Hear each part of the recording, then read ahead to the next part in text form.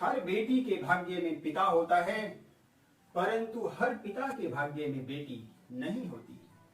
बेटियां वरदान होती हैं। नमस्कार दोस्तों, मैं नरेंद्र कुमार आज एक छोटी सी सच्ची कहानी के साथ। यह कहानी है नैन्सी की, जो मरकर भी अमर हो गई। नैन्सी एक 32 वर्षीय सॉफ्टवेयर इंजीनियर जो फरीदाबाद में रहती थी।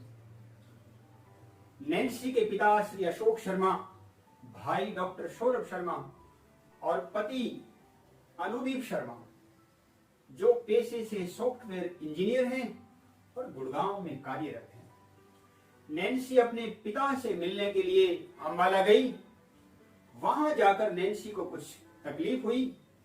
नैन्सी को तुरंत एक निजी अस्पताल में दाखिल कराया गया। डॉक्टरों ने नैन्सी के पिता अशोक शर्मा को बताया कि आपकी बेटी का ब्रेन डेड हो गया है।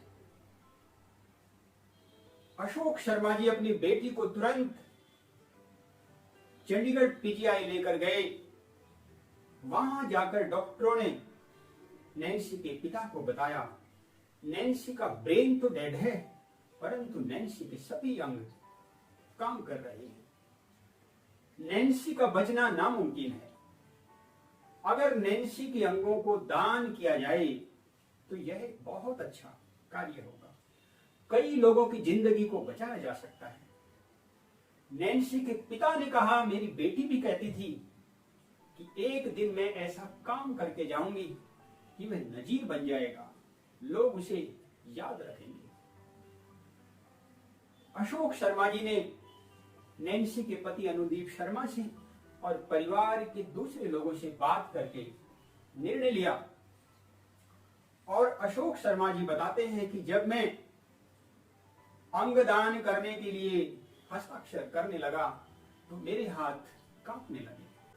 चंडीगढ़ पीजीआई से लेकर मोहाली एयरपोर्ट तक ग्रीन कॉरिडोर बनाया गया और नैन्सी के अंगों को लेकर हवाई जहाज नोएडा, दिल्ली और चंडीगढ़ गया, जहां जरूरतमंदों को तुरंत अंगों को ट्रांसप्लांट किया गया।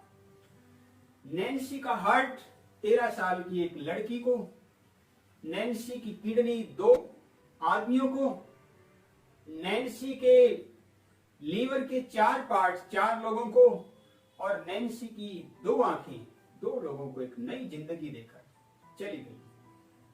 कुल मिलाकर नैन्सी ने 9 लोगों की जिंदगी को बचाया।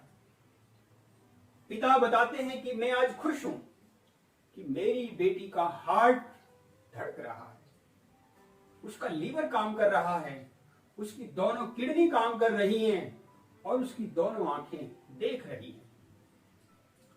इस काम में डॉक्टरों ने भी बहुत सराहनीय काम किया। नैन्सी के पिता श्री अशोक शर्मा ने बताया कि मेरी बेटी दुनिया के सामने एक मिसाल रख के चली गई। बेटियां वरदान होती हैं परमात्मा का। बेटियां बेटों से किसी भी